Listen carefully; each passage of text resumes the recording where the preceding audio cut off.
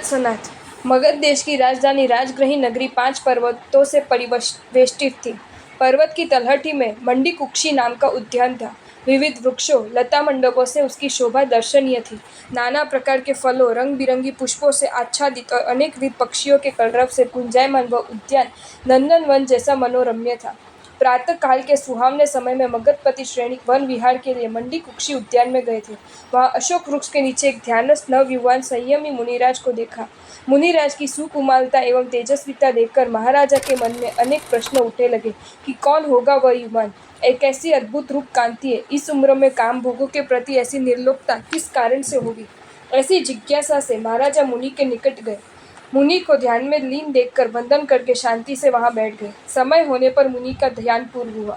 आंख खोलते ही दृष्टि मगधपति पर पड़ी। महाराजा ने विनय पूर्वक नमस्कार करके पूछा, भगवान, मुझे आश्चर्य हो रहा है कि आपने इस भोग की वय में योग का मार्ग क्यों अपनाया। क्या कोई दुख था या किसी संकट में फंस गए थे? युवावस्था में वैराग्य क्यों आया? मुनिराज मंद मुस्कान के साथ बोले, हे उत्तम नर, मैं अनाथ था, मेरे दुख को मिटाने वाला कोई ना था। भगतपति पूछे, क्या सचमुच आप अनाथ थे? आपका कोई आश्रयदाता नहीं था? मुनिराज बोले, हाँ राजन, मेरा कोई नाथ नहीं था। मगधपति बोले, आप चले मेरे साथ, मैं नरनाथ मगधपति आपका नाथ बनूंगा। मैं आपको सब कुछ देने को तैयार हूँ। ये अनमोल नरभोग बार बार नहीं मिलता है, इसलिए आप मनुष्य संबंधित भोग सुखों का उपभोग करें। मैं आपके सभी मनोरथ सफल करूंगा। मुनिराज बोले, हे नरपति, तुम स्वयं अनाथ हो तो मेरे नाथ कैसे बनोगे? मगधपति आश्चर्य से बोले, मैं स्वयं मगध का सम्राट, मेरे पास सत्ता और सामर्थ्य है, अनेक सुंदरियों का स्वामी हूँ, मेरे पास 33,000 हाथी, 33,000 यश्व, 33,000 रथ और 33 करोड़ पैदल रूपी चतुरंगी सेना है, फिर मैं अनाथ कैसे हो सकता हूँ? मुनिराज बोले, मगधेश्वर, दुनिया जिसे सुख मानती है ऐसे सुख के सभी साधन तो मेरे पास भी सहज में उपलब्ध थे। मैं माता पिता का लाडला, परिवार का प्यार और पत्नी का प्रियतम होता हुआ अपने आप को सनाथ ही मान रहा था, मगर मेरा ये ख्याल एक झूठा भ्रम था। एक पीड़ाकारी घटना ने मेरे दिल को झकझोर दिया और मुझे सत्य प्रकाश मिला कि पत्नी, परिवार, पद, प्रतिष्ठा, पैसे होते हुए भी मैं अनाथ हूँ, मेरा कोई रक्षण करता नहीं है। मगधपति, महामुने, आपकी तत्व भरी बातें मेरे समझ में नहीं आती, कृपया करके विस्तार से समझाएं। ऐसा कहकर राजा अपालक दृष्टि से मुनिराज को देखता रहा। मुनिराज बोले, मगध नरेश, इस धरा के श्रृंगार रूप कौशाम्बी नगरी में अनेक श्रेष्ठियों का निवास था। इनमें प्रबुद्ध धन संचय नामक श्रेष्ठी मेरे पिता थे। उनके पास बेशुमार संपत्ति थी। उस धन के खजाने के सामने राजभंडार भी तृणवत लगता था। मेरा नाम कुंज सुंदर था। नव यौवन अवस्था में मैं भोग सुखों में आकंठ डूबा रहता था। एक दिन अचानक मुझे नेत्र पीड़ा हुई। मेरे पिता ने अनेक वैद्यों को बुलाया, अनेक प्रकार की चिकित्सा करवाई। मेरे पिता ने पानी की तरह पैसे बहा दिए, लेकिन मेरे नेत्र पीड़ा मिटी नहीं।